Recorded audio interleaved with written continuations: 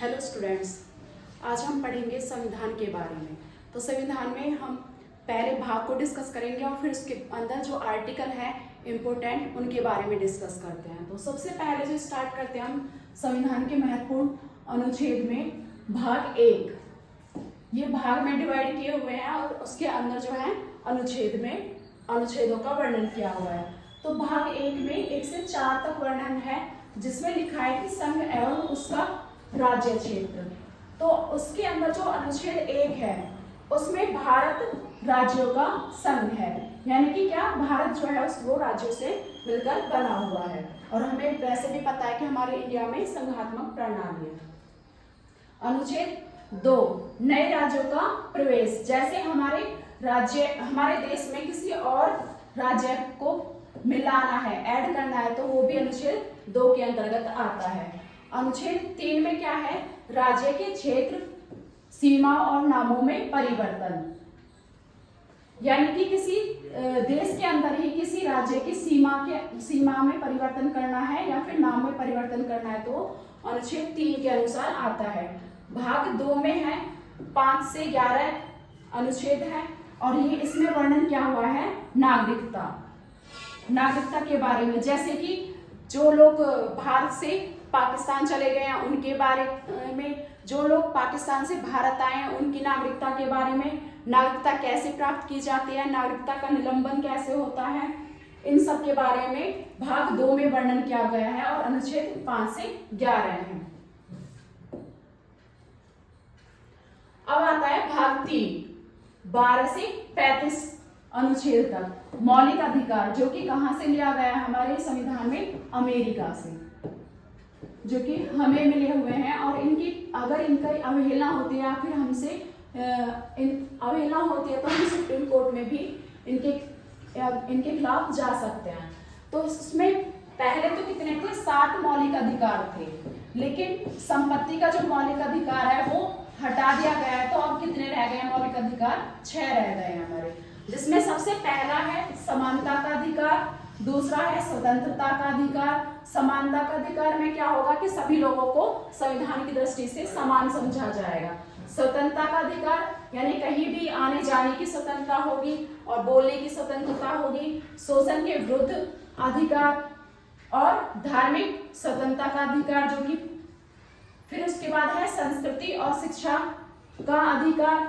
फिर है संवैधानिक उपचारों का अधिकार, और संवैधानिक उपचारों के अधिकार को ही भीमराव अंबेडकर ने संविधान की आत्मा भी कहा है। यानी क्या है इसमें कि हमें मौलिक अधिकार तो दे दिए गए, लेकिन अगर इनका उल्लंघन होता है तो आर्टिकल 32 के अकॉर्डिंग हम कहाँ जा सकते हैं? कोर्ट में जा सकते हैं। तो इन्हें संविधान की आत्मा कहा है। अगर बात आई भीमराव अंबेडकर के अकॉर्डिंग, तो उनके अकॉर्डिंग तो आर्टिकल 32 को संविधान की आत्मा कहा है। अगर वैसे ही नॉर्मली क्वेश्चन आए कि संविधान की आत्मा किसे कहा जाता है, तो वो प्रस्तावना को कहा जाता है।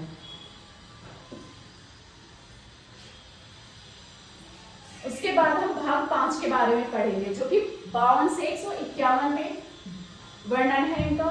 फिर भाग 6 152 से 237, इन दोनों को हम कंपेयर करते हुए पढ़ेंगे। राष्ट्रपति जो कि हमारा केंद्र और राज्यपाल जो हमारा राज्य में होता है। तो यहाँ के जो आर्टिकल है हम उन्हें ट्रिक के साथ में भी और एक दूसरे से कंपेयर करते हुए देखेंगे। आर्टिकल 52 में क्या है? राष्ट्रपति पद, और 53 में क्या है? शक्ति और कार्य राष्ट्रपति की। फिर 54, वैसे भी राइमिंग वर्ड लग रहा है हमें, 54 निर्वाचन। इसको राष्ट्रपति के जो आर्टिकल है और राज्यपाल के आर्टिकल को हम यहाँ से देखेंगे कि +1 करके। ट्रिक क्या रहेगी हमारी? +1 करके। जो वन हम प्लस कर रहे हैं उसे यहाँ लिख देंगे। वैसे अगर हम नॉर्मली लर्न करते हैं तो हमें नहीं हो पाते हैं, लेकिन हम +1 करा और यहाँ पर ऐड कर दिया वो 153, यानी 52 और यहाँ पर 153 राज्यपाल का पद।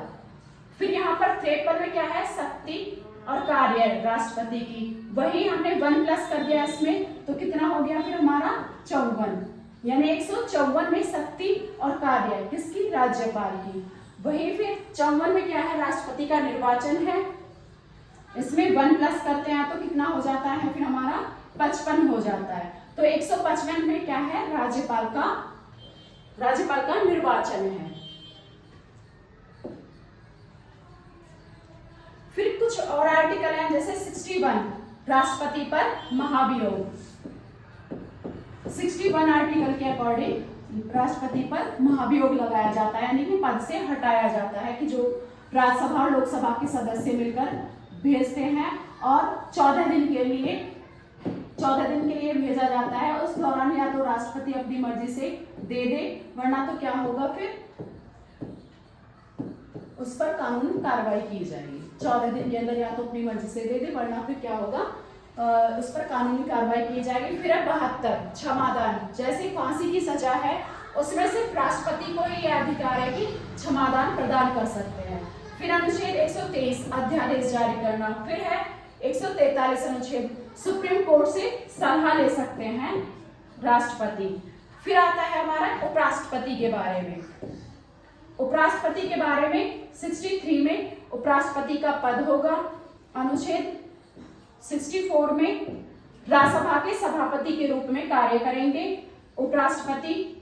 और आज की क्लास हमारी यहीं पर समाप्त होती है। मिलते हैं नेक्स्ट क्लास में, और बाकी जो आर्टिकल है हम उसी में कवर करेंगे। Thank you so much.